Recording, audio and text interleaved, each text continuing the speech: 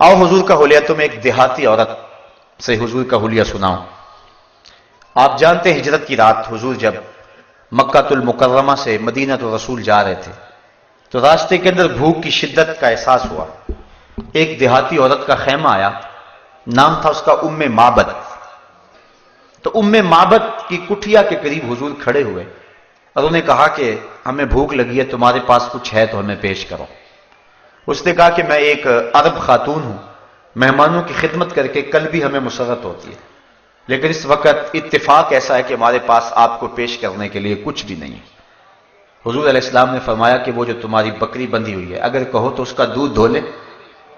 उसने कहा कि ये तो रेवड़ के साथ चलकर जाने के काबिल भी नहीं है, इसकी हड्डियों में गोदा भी नहीं है, चलने के काबिल भी नहीं है, दूध कहां से आएगा। हुजूर अलैहिस्सलाम ने फरमाया अगर तुम इजाजत दो तो हम इससे दूध धो लें। उसने हंस के कहा मुझे क्या इतराज हो सकता है, अगर ये दूध देती है तो मुझे क्या इतराज हो सकता है। हजरत अबू बकर सिद्दीक रज़ियल्लाहु ताला अन्हु ने वो बकरी खोली, हुजूर के सामने खड़ा किया। आपने अपना दस्ते करम उस बकरी की पुश्त पे फेर दिया। बकरी ने अपनी टांगें चौड़ी कर दी और उसकी खीरी में दूध उतर आया। आका करीम ने धोना शुरू कर दिया। उम्मे माबद जो बर्तन पेश किया वो भर गया। कहा और बर्तन लाओ। वो बर्तन लाई, वो भी भर गया। घर के जितने बर्तन थे दूध से भर गए। लगता था अल्लाह ने उस बकरी के थनों का ताल्लुक हौज़े कौसर की नहरों से जोड़ दिया। हुजूर ने खुद भी पिया, हज़रत सैयदना सिद्दीक़ अकबर ने भी पिया और उम्मे माबद ने भी पिया। उसका एक बच्चा घर था, उसने भी पिया। हुजूर ने दुआ दी और चले गए। उम्मे माबद को इस खुशी के आलम में हुजूर का नाम पूछना याद ना रहा। जब शाम को अबू माबद, उम्मे माबद का शौहर, बकरियों का रेवड़ लेकर वापस आया तो अपनी कच्ची कुल्ली पे नूर बरसता देखा। एक बार वो जिधर से गुजरे हैं नसीर, 1000 बार उधर से बहार गुजरी।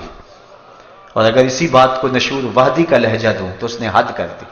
चंद लम्हों के लिए ठहरे थे तुम जिस पेड़ के नीचे, चंद लम्हों के लिए ठहरे थे तुम जिस पेड़ के नीचे, सुना है आज तक उस पेड़ का साया महकता है।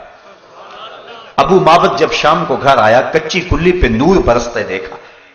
कहने लगा कि आज ये माहौल बदला बदला है, क्या बात।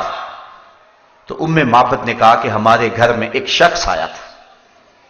अब उम्मे माबद को हुजूर का नाम पूछना याद नहीं रहा था। उसने अपने तौर पे हुजूर का नाम रख लिया और उसने कहा हमारे घर में मुबारक आया था। और फिर उम्मे माबद हुजूर का हुलिया बयान कर दिया। एक देहाती सी औरत है, मैं वो सारे लफ्ज तो बयान नहीं कर सकूंगा, वो एक लंबी हदीस है, लेकिन चंद लफ्ज उम्मे माबद के आपके सामने रखूंगा कि उस बादिया नशीन खातून ने हुजूर का नक्शा कैसे खींचा और कैसे हुजूर का हुलिया बयान किया। अपने शौहर अबू माबद को वो हुजूर का हुलिया बयान करते हुए कहती है, रअयतु रजुलन ज़ाहिरुल वज़ाह, ऐ मेरे शौहर मैंने एक ऐसा शख्स देखा कि जिसका चेहरा चमक रहा था, हसनल खल्क़, और उसकी खिलकत बड़ी खूबसूरत थी, मलीहल वजह, उसका चेहरा नमकीन था, कसीमुन वसीमुन, मीठा था, प्यारा था, फी ऐनैहि दाजुन व फी अशवारिही वक्फुन, उसकी पलकें लंबी थी और उसकी आंखें सोहनी थी, वफी सौतिही सहलन, और उसकी आवाज के अंदर इतना असर था कि मैं बता नहीं सकती। उसने हुजूर के हुलिये में एक लंबी गुफ्तगू की, लेकिन आखिरी 2 लफ्ज जिसके लिए मैं ये हदीस पढ़ने लगा हूं और आपको लुत्फ आ जाएगा, मैं कहता हूं सारी नस्लें उम्मे माबद के इन 2 जुमलों पे कुर्बान। उसने जो हुजूर का हुलिया और हुजूर का नक्शा खींचते हुए बयान की, उसने कहा मेरे शौहर जाहिरुल वज़ात, वो चमकदार रंग का मालिक था, मलीहल वजह, नमकीन हुस्न का मालिक था, कसीमुन वसीमुन, अल्लाह अकबर, वो उसकी आंखों में चमक थी, उसकी पलकें लांबी थी, उसके अबरू जुड़े हुए थे। एक एक चीज बयान की और आखिर में उम्मे माबद ने जो हुजूर के नक्शे को अपने शौहर अबू माबद के सामने रखा, वो लफ्ज सुनिए। उसने कहा अब हन्ना से व अजमलहुम मिन बईदिन व अहलाहुम व अहसनुहुम मिन करीबिन, ऐ अबू माबद क्या पूछता है कि वो मुबारक कैसा है, तुझे 2 लफ्जों में उसका नक्शा ना बताऊं कि वो कैसा था। कहा अबू माबद जब वो दूर से आ रहा था तो बड़ा सोहना लगता था, जब करीब आ गया तो और सोहना लगता था। जब दूर था तो सोहना लगता था। कुछ लोग दूर होते हैं तो अच्छे लगते हैं, लेकिन करीब आके बात कुछ और होती है। وہ کیا کسی نے کہا, اس کے لہجے میں یوں تو برف تھی لیکن جو چھو کے دیکھا تو ہاتھ جل گئے.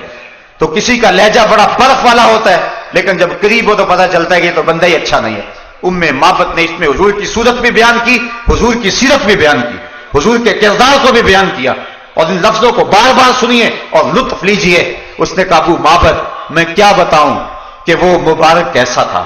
ابہ الناس واجملہم من بعید واحلاہم واحسنہم من قریب. جب دور سے آتا تھا تو سونا لگتا تھا, قریب آ گیا تو اور سونا لگتا تھا. اللہ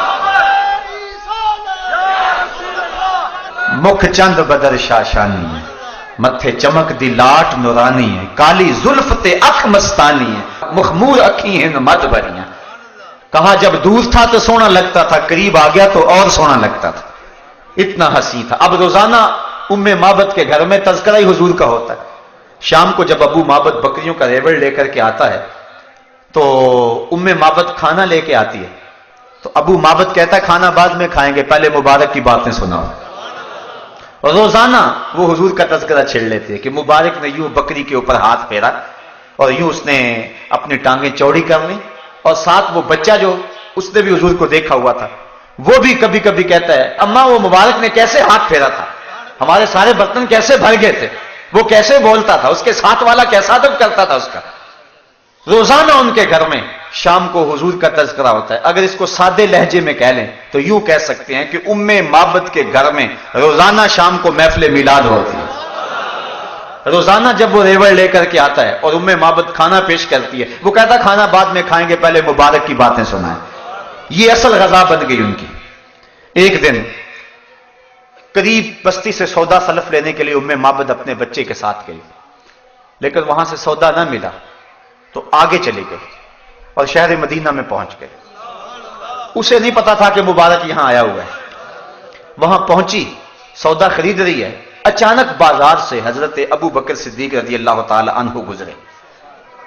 ام مابت کی نظر تو نہ پڑی لیکن بچے کی نظر پڑ گئی. فصاحت الطفل یا اماہ ھذا صاحب المبارک. اس بچے نے چیخنا شروع کر دیا, کہا امی وہ مبارک کے ساتھ جو ساتھی تھا وہ جا رہا ہے, وہ جو مبارک کے ساتھ اس نے بندہ تھا وہ جا رہا ہے. ام مابت دوڑ کر کے حضرت ابوبکر صدیق کے پاس جا کھڑی ہو گئی اور کہا این المبارک, مبارک کہاں ہے, مبارک ہے, تم تو مل گئے ہو, مبارک کا بھی پتہ بتاؤ وہ کہاں ہے. اب حضرت ابوبکر صدیق رضی اللہ تعالیٰ عنہ 2 لمحوں کے لیے پریشان ہو گئے کہ یہ کس مبارک کا پتہ پوچھ رہی, چونکہ انہوں نے نام تو اپنے طور پہ رکھا ہوا تھا. تو کہا مبارک کہاں ہے. حضور سیدنا صدیق اکبر نے فرمایا کیا پوچھ رہی ہے. کہا اس دن مبارک جس نے بکری کے اوپر ہاتھ پھیرا تھا, آپ سمجھ گئے یہ تو وہ بادیہ نشین عورت ہے. کہا آؤ تمہیں مبارک کے ڈیرے پہ لے چل. حضور علیہ السلام سینے مسجد نبوی میں بیٹھے ہوئے تھے تو ام مابت اور اس کا بچہ حضرت ابوبکر صدیق کے ساتھ جا رہے ہیں. جب حضور پہ نظر پڑی تو بچے نے کہا اے امی وہ دیکھو مبارک بیٹھا ہوا ہے.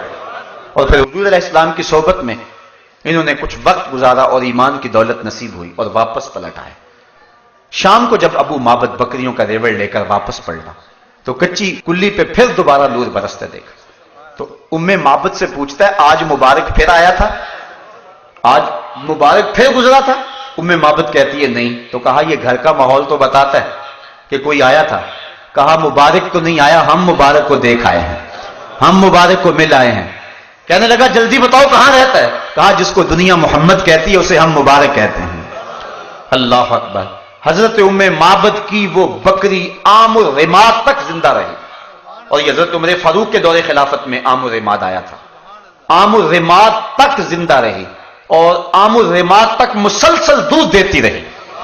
اور علماء کہتے ہیں, سیرت نگاروں نے لکھا ہے کہ اس ڈیرے پر جتنے بھی گھر تھے سارے اس بکری کے دودھ کی کھیر بنا کے کھاتے تھے اور پھر بھی ختم نہیں ہوتی تھی. اور وہ کتنے سال زندہ رہی, مسلسل دودھ دیتی رہی, کیونکہ اس کے اوپر حضور کا ہاتھ جو آ گیا تھا. تو وہ عرض کرتی ابہ الناس واجملہم من بعید واحلاہم واحسنہم من قریب.